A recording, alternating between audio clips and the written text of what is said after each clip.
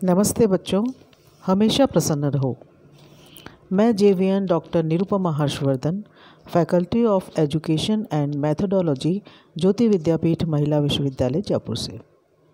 आज मैं BA BEd के 4th सेमेस्टर के हिंदी गद्य के पेपर के अंतर्गत नई कहानी के रचनाकारों की श्रृंखला में कमलेश्वर जी का जीवन परिचय बताऊंगी। तो आइए बच्चों, हम जानते हैं कमलेश्वर जी के जीवन के बारे में। कमलेश्वर जी नई कहानी के रचनाकारों में 20वीं शती के सबसे सशक्त लेखकों में से माने जाते हैं।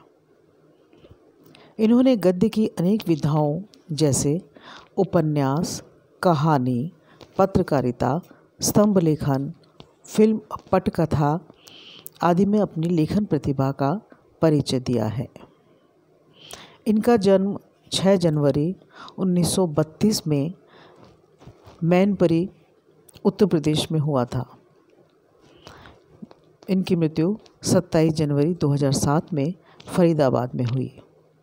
शिक्षा की बात करें तो 1954 में इलाहाबाद विश्वविद्यालय से इन्होंने हिंदी साहित्य में एमए किया।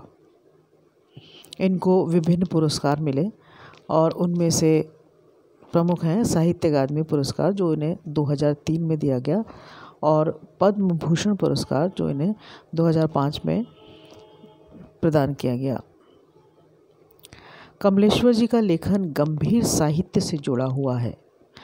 इनका पूरा नाम कमलेश्वर प्रसाद सक्सेना है। इन्होंने मुंबई में जो टीवी पत्रकारिता की वो बहुत ही महत्व रखती है।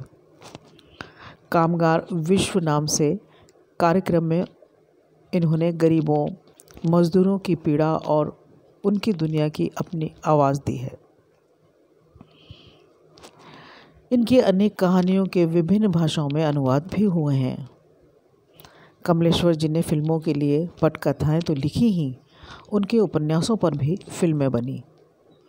आंधी, मौसम, सारा आकाश, मिस्टर नटवरलाल, सौतन, लैला, राम बलराम फिल्मों की कहानी भी इन्होंने लिखी थी। लोकप्रिय टीवी धारावाहिक चंद्रकांता, दर्पण, एक कहानी की पटकथा लिखने वाले भी कमलेश्वर ही हैं। इन्हें कितने पाकिस्तान उपन्यास के लिए साहित्य अकादमी पुरस्कार से सम्मानित किया गया। ये धर्मयुग, सारिका, जागरण और दैनिक भास्कर जैसे प्रसिद्ध पत्र पत्रिकाओं के संपादक भी रहे हैं, और इसके साथ ये दूरदर्शन के महानिदेशक भी रहे। कमलेश्वर जी ने 75 वर्ष के जीवन काल में 12 उपन्यास लिखे, 17 कहानी संग्रह और लगभग 100 फिल्मों की पटकथाएं भी इन्होंने लिखी। कमलेश्वर जी की अंतिम अधूरी रचना अंतिम सफ़र उपन्यास है, जिसे कमलेश्वर जी की पत्नी गायत्री कमलेश्वर के अनुरोध पर तेजपाल सिंह धामा ने पूरा किया। इनकी जो कृतियां हैं उसमें हम उपन्यास पे अगर दृष्टिपात करें तो इन्होंने कई उपन्यास लिखे। उनमें से कुछ हैं: एक सड़क 57 गलियां, तीसरा आदमी, डाक बंगला, समुद्र में खोया हुआ आदमी, काली आंधी, आगामी अतीत, सुबह, दोपहर, शाम, रेगिस्तान, लौटे हुए मुसाफिर, वही बात, एक और चंद्रकांता, कितने पाकिस्तान और अंतिम सफ़र। इन्होंने लगभग 99 फिल्मों में संवाद, कहानी या पटकथा लेखन का काम किया। इनकी कुछ प्रसिद्ध फिल्मों के नाम हैं: सौतन की बेटी 1989, इसका इन्होंने संवाद लिखा। लैला 1984, इसका संवाद और पटकथा इन्होंने लिखी। यह देश 1984, इसका भी इन्होंने संवाद लिखे। रंग बिरंगी 1983, इसकी कहानी लिखी।